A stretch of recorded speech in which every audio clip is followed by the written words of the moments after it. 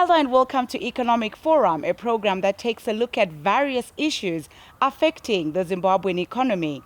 I'm your host, Cynthia Jikaramba. It's good to have you along. Today, we are looking at agriculture, which is a key pillar of the Zimbabwean economy, feeding into other sectors such as manufacturing and medical, amongst others. The growing of high-value export crops such as organic ginger, garlic and turmeric has since taken root in various parts of the country. This has proven to be worthwhile as farmers who are participating in such projects are enjoying the benefits of their effort. Mr. Chinyadza of Ward 3 Murewa District, Mashonaland East Province, is among the farmers benefiting from these projects. Having started this project about 2 years ago, the profits that he has so far realized from that project are enough encouragement for him to keep on growing these crops. This time around, he has dedicated a 1-hectare piece of land to the growing of organic turmeric, which is nearly 2 months from harvesting. Tine zvirimwa zvakati wandei zvatiri kurima muno munyika kunyanya kumareserve edu. Tine chibawe, tine nzungu, tine zvimwe nezviyo, zvinhu zvakanaka zvese chaizvo izvozvo.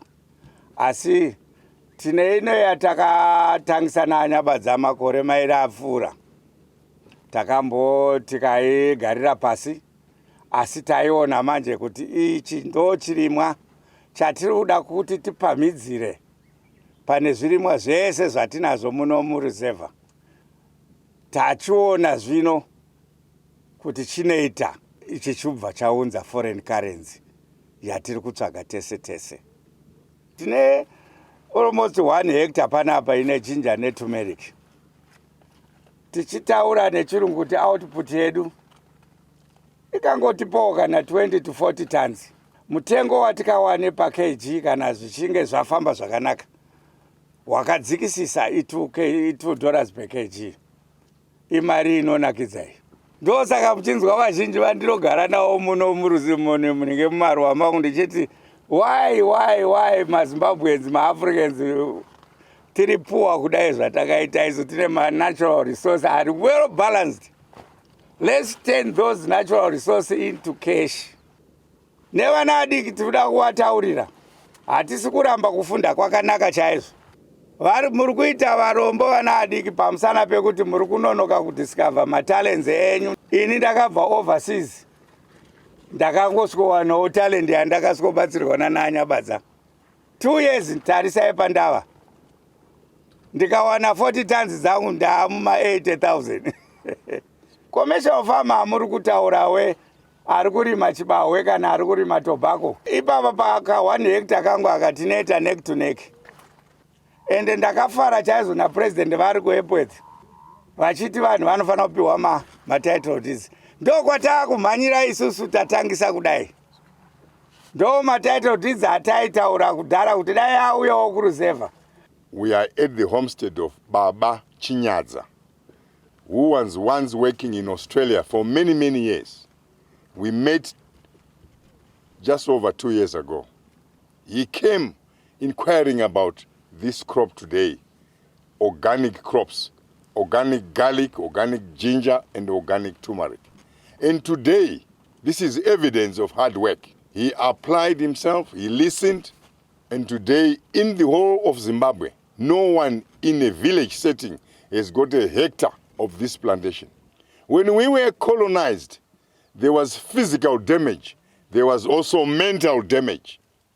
Slowly, under the Second Republic, we are now clearing our minds. But it needs leadership. Baba Chinyadza is a leader here in Neweyembra village, taking a leadership position. Now, when we see leaders emerging within the villages, let's harness them, let's support them. Minimum government infrastructure at district level must be directed to them. Are the roads working? Are the bridges okay? Water points, are they working? That's where the emphasis should be. This crop you see here is not going to get less than $60,000 US. How many of you are going to get that money with your tobacco, with your tea, with your cotton? So my fellow countrymen, I repeat, we have to be the field lecturers to come out here and you see what is happening here. 2 years there was nothing like this. This vocabulary was absent here. You will never read about it in any university. But we must be practical. Transmit that transformative agenda highlighted by the Minister of Agriculture, His Excellency, has got to be seen. We must invite him to come and see so that this is translated to Cholocho, to Bikita, to Mzalabani. That's how Zimbabwe has to now take responsibility of her own resources. Still in Mashonaland East Province, at Mr. and Mrs. Hoto's plot in Goromonzi district, they are also in their third year of growing organic crops. This season, they have done it in a greenhouse covering a space of 400 square meters. The greenhouse it's 400 square meters. Previously, sasifake garlic. This time we have rotated garlic with turmeric. Elibona silapa le. Turmeric le sayihlanyela mhla 26 October 2022. And then sesihlanyelile, we only use organic matter. We don't use fertilizers. Siyasebenzisa umquba wenkomo, umquba wembuzi, imquba esisebenzisayo. I-amount of seed yethu sasebenzisayo sasebenzisa 80 kgs. From there, thina manxa sikhangelele i-400 square meters yethu ye-greenhouse le, sikhangelele ukuthi sithole inzuzo engasuka ku-1 ton siyafika ku-1.2 tons. Singamultiplya ukuthi i-1.2 tons yethu multiplied by $2 per kg, sakwanisa sibe lenzuzo engafika yona ku-2,400 US dollars. So manxa sikhangelele khonokho sibona ukuthi singathatha i-organic turmeric yethu sihlanyele ku-greenhouse, yakwanisa ukusipha inzuzo engakwanisa uba twice than umuntu ohlanyela ku-open field. So we are encouraging ama-youth ukuthi sibe lathi lo mbono onjengaka-president wokuthi asibeni lo mbono wokuthi siyakhe ilizwe lethu. We are the ones who develop our own places. On that note, we take a short break. Join us in the second segment of Economic Forum.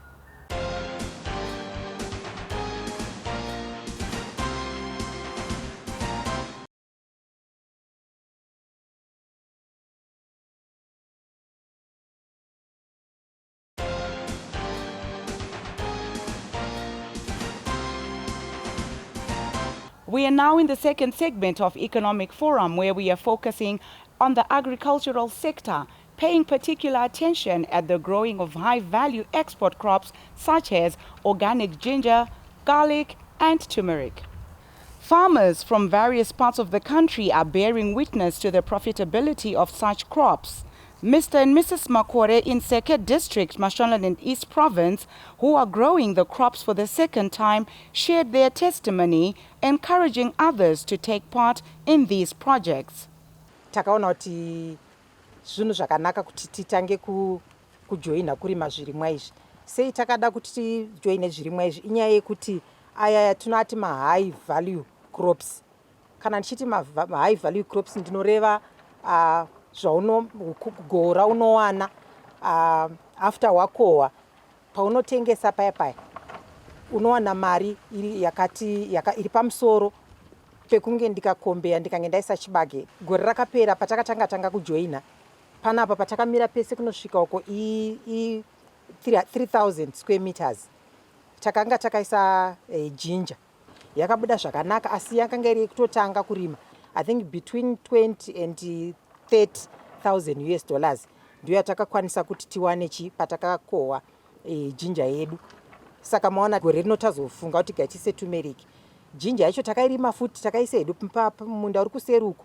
Saka ndoda kunyanya kukurudzira inini madzimai kunyanya kuti dai tagona kuti tirimewo zvirimwa izvi kungotanga nepadiki. 2 hectares kana takatarisa marimiro atajaira isusu tinoona kunge pasina, asi chinhu chakakosha i-productivity, which is what majority of us are lacking to understand. Isusu ndo concept yatakashandisa kuti with the limited land ye 2 hectares chii chingabuda ipapo. Pano patiri pano pa 2 hectares tinorima madomasi throughout there. Tine nguruve, currently tine between 550 and 600 nguruve dzatinadzo pano. Tinorima ma-organic high value crops atataura nezvawaya, ginger, garlic neturmeric. Now, nyika ichitungamirwa nemukuru wayo His Excellency Comrade D. Mnangagwa vari kutaura kuti let's go into value addition. Value addition iyoyo yakakosha nekuti ndo panotangira kucreatwa mabasa.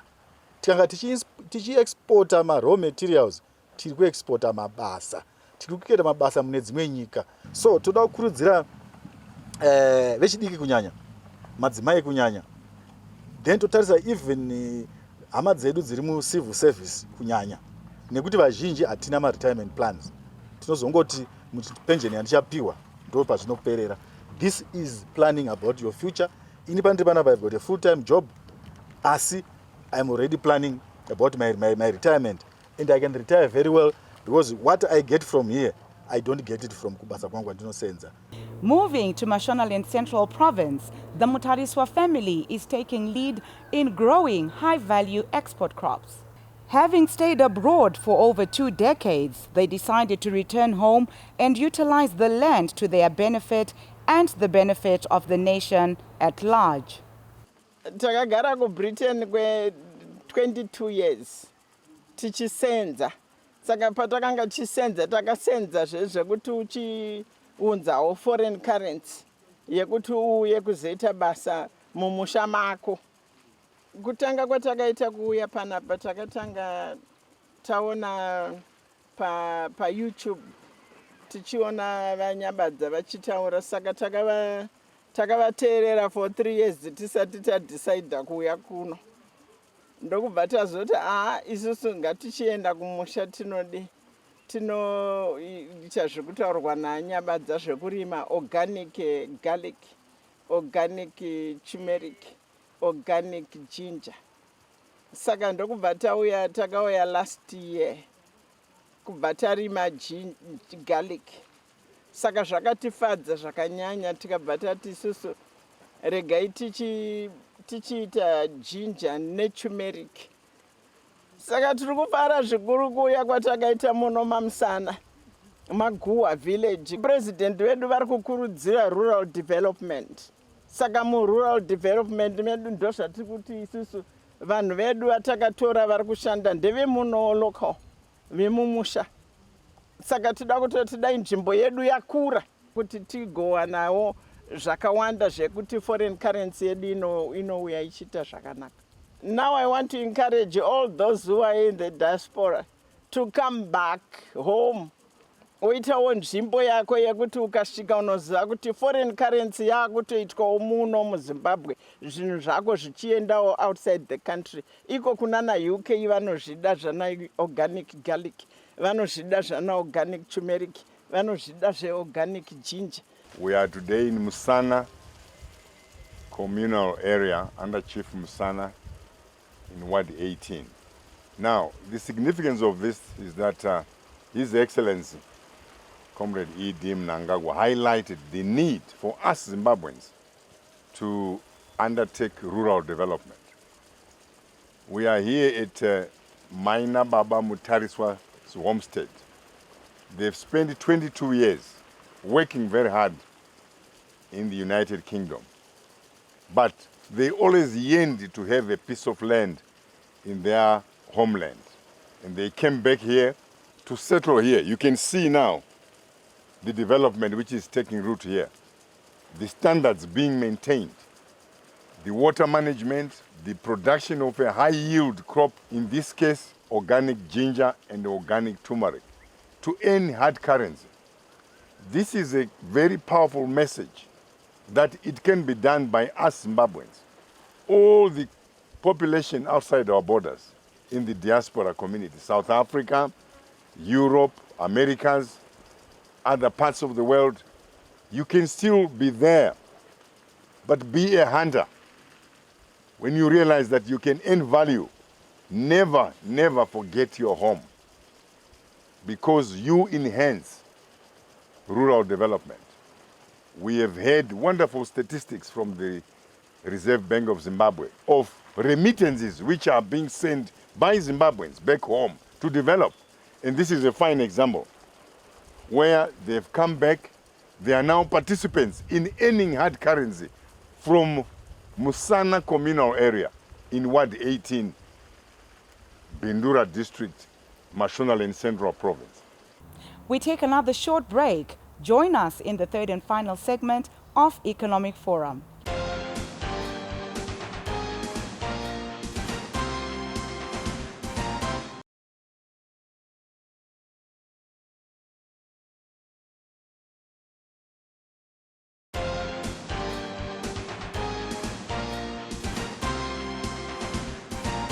This is the third and final segment of Economic Forum, where we are looking at agriculture projects aimed at improving living standards of communities. In line with the corporate social responsibility obligations where businesses are expected to give back to the communities, some companies are assisting communal farmers with the requisite tools to practice their farming activities in friendly environments. In Mondorongezi, farmers are being assisted by a local mining company through provision of water systems, seed, fencing, and workshops aimed at imparting necessary skills to the farmers. Isu tinofara kuve tiri kushanda nema-communities ari muMondorongezi neChegutu rural districts pachirongwa icho chichi. As a corporate, I think we are delighted really and grateful to be able to participate, because what is happening aligns with our commitment to create a better future for our stakeholders. It also aligns with our commitment to be able to create sustainable communities who are able to look after their own livelihoods and to contribute to food security within our country. And we are also delighted to see that it has impacted capacity development. The skills that these farmers have learned are lifelong skills which they will not only use for their benefit but will also use them for the benefit of other members of the community. We just hope that more farmers will become involved, younger farmers will become involved.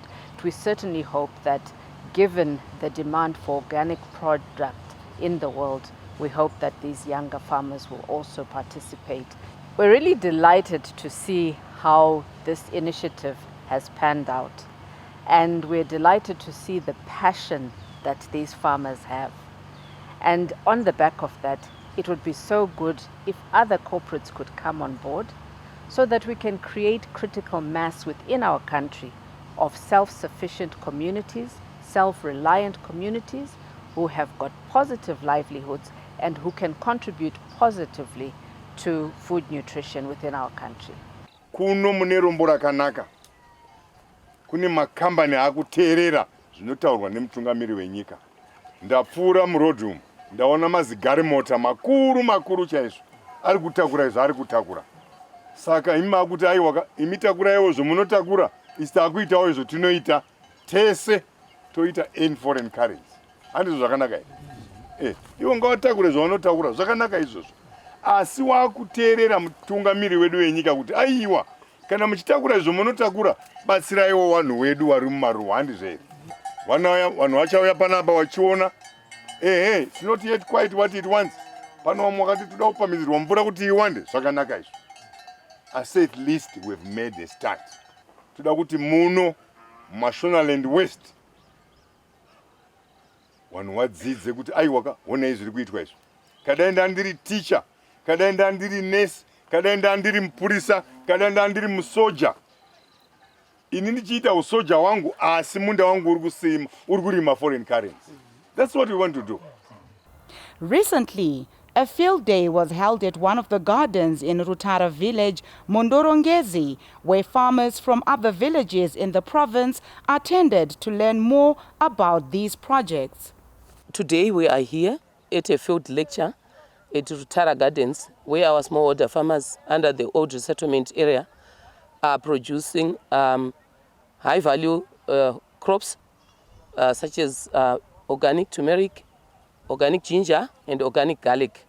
This is their second year in producing these crops, This has improved their livelihoods as smallholder farmers. Tiri kuda kuti program yakaita seyo expand inosvika kune mamawadzi kukadoma kwakaita sekuna namunyati irrigation. Tine varimi vacho nhasi varipo pano vakaungana pano, then tine vekutaironi varimi zvakare vakaungana vari pano vachidzidza maringe nekurimwa kwezvirimwa izvozvi kuti vagonotedzerawo murimiro wazvo tichikwanisa kuzowanawo mari inovapa pundutso mukurarama kwavo. The farmers who are currently using the garden appreciated the assistance they are getting from the private sector. They also testified on the profitability of growing organic ginger, garlic and turmeric. Vakatanga panapa pakapa pasango pesi panapa asi vakaclear kuti padai so kuti pagorimwa vakaisa fenzi vakaticherera tengi rokutanga iri tikatanga kudyara organic garlic gore rapera tikakohwa organic garlic kuuya gore rino iri tikatanga kuzoisa manje organic turmeric neorganic ginger. Zvino zvakakura kana mukatarisa munoona zvakaita munda wese uyu zvinoratidza kuti tichawana pakati kuti varimi vese vari kuita izvizvi vari kufara nazvo zviri kuvabatsira. Hongo basa rakawanda kuti asi hapana kutozviita ndokutoti urarame munoziva kuti kuguta ushanda. Takatanga tiri 24 mastandholders evillage rino tichisponswa mbeu zvese nemvura takaborerwa mabhoho nefencing zvese. Tiri kubatsirika zvizhinji nekuti as from last year tikuona kuti tatova varimi vakavandudzika. Last year takarima tikagoho shoma nekuda kwokuti taitanga ende taitodzidza, but for this year tiri kutarisira kuti aiwa more yields. Ini ndakafara zvikuru neproject yatakaitirwa naMr Mtsoka navanyabadza. Zvinhu zvakandifadza chaizvo mukati memwoyo wangu semuyuth nekuti tanga tisina chokuita, taitoswera takarara, but patakatanga kupiwa organic garlic, organic turmeric neorganic ginger, zvinhu zvakaita kuti tibve tatadza kana kurara. Patakakohwa organic garlic yedu yatakarima last time, ndakanzwa kufara kwete zvekutamba. Pari zvino aiwa ndakabudirira, ndakatengawo zvinhu zvakawanda. Vabereki vedu vakavakawo dzimba, vakatenga mombe. Ndiri kufara tiri pachikamu chechipiri chekurima maorganic, zvirimwa zveorganic. Tichitenda kuti chirimwa chokutanga cheorganic chatakarima nekubudirira kwatakaita nekukohwa kwatakaita, takakohwa zvakanaka zvikatifadza, tikabhadharwa mari yedu pasi pemuti, maUS edu hakuna asina kuinda asina mari. Wese akashanda akaenda achifara nokuti takawana mari yedu yakanaka yeforeign currency yakatiita kuti tive tinova nepundutso tikayambutswa pane zvakawanda. Apa takutarisira kuti tamuchikamu chechipiri chatakarima organic ginger neorganic turmeric. Challenge yatasangana nayo chete ndeyekungoti hatina mvura. Mvura yedu iri kuitiitira shoma. Zvirimwa zvatiri kurima izvi zviri kutipa kundiso, zviri kutiyambutsa. Apa tiri kutarisira kuti pamwe tikakohwazve umwe noumwe anenge adzidza akura akunorima kunze, tichitodzidza zvokuzviitira kutega kumamisha kuitira kuti nyika yedu igove inosimukira. This is a shift in the right direction for the Zimbabwe agricultural sector, given the demand of organic foods locally and worldwide. This brings us to the end of this week's episode of Economic Forum. For your views and comments, do not hesitate to contact us on the details appearing on your screen. From me, Cynthia Jikaramba, and the crew behind the scene, happy viewing.